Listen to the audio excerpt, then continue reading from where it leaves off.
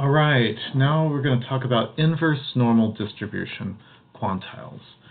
So in the previous sections, we were trying to figure out the probability given the starting or ending point and the mean and the standard deviation.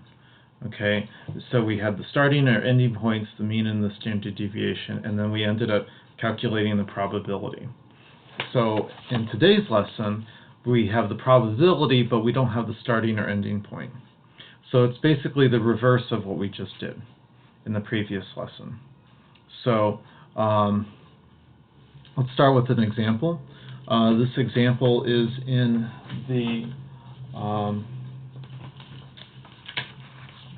handout that you can download here called S7N inverse normal function.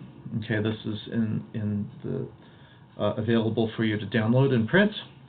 And so a population of crabs, X millimeters long, has a normal distribution with a mean of 70 and standard deviation. The biologist wants only the largest 5% of the crabs to be harvested.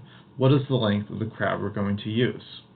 Okay, so it's a normal distribution, and so we're going to use this mean and the standard deviation. So the first thing that we do is we need to figure out what percentile we're using. Since we're trying to figure out, since we're given, or we want to find out the largest 5%, we need to use the percentage of the smallest crabs. So if the largest 5% is here, the smallest crabs are 95%, and these both have to add up to 100%. So basically what they're saying, you'll see this type of notation in your assignment: P parentheses X less than K is equal to this. Okay, so in order to figure this out, I'm going to hit second var to do inverse normal, and the first thing we're going to hit is we're going to type in 0.95 and then the comma button, which is just above the 7, and then you're going to type in 70, which is our mean, and our standard deviation 10, and then enter. Okay, and so what this means is the crabs should be at least 86.5 millimeters long. So let me show you on the calculator. So just like I said before, second var, and then I arrow down to inverse normal, I hit enter, and then I'm going to type in 0.95, comma, which is above the 7, 70, comma, and then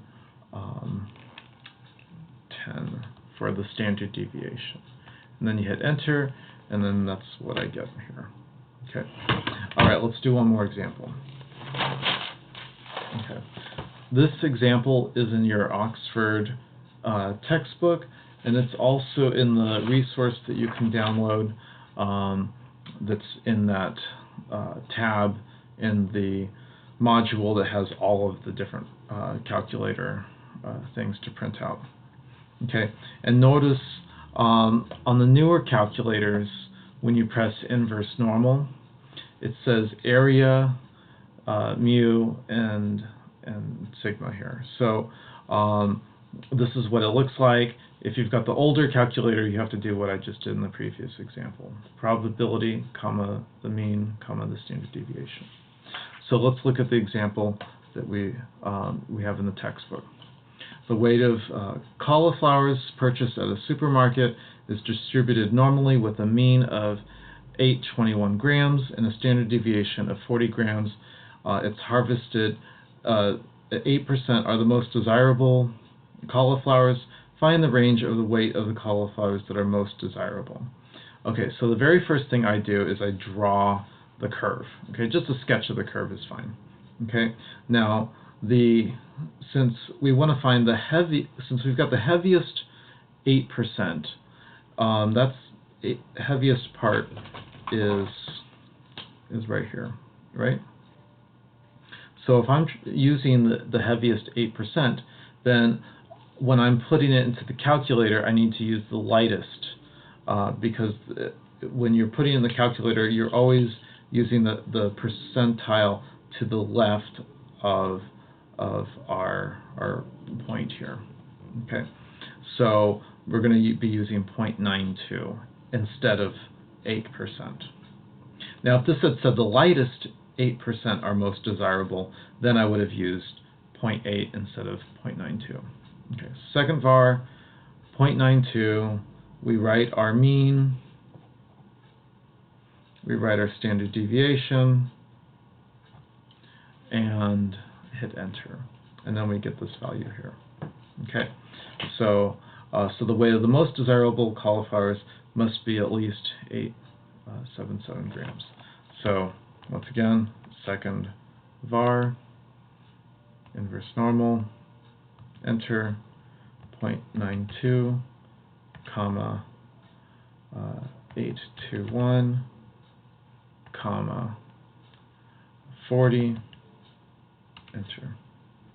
Okay, so I think the trickiest thing is probably figuring out this 8%. So if it says the heaviest, then you're going to do this 100% minus that value. If it says the lightest, then you're just going to put the value that they've given you there. Hope that helps, and let me know if you get stuck.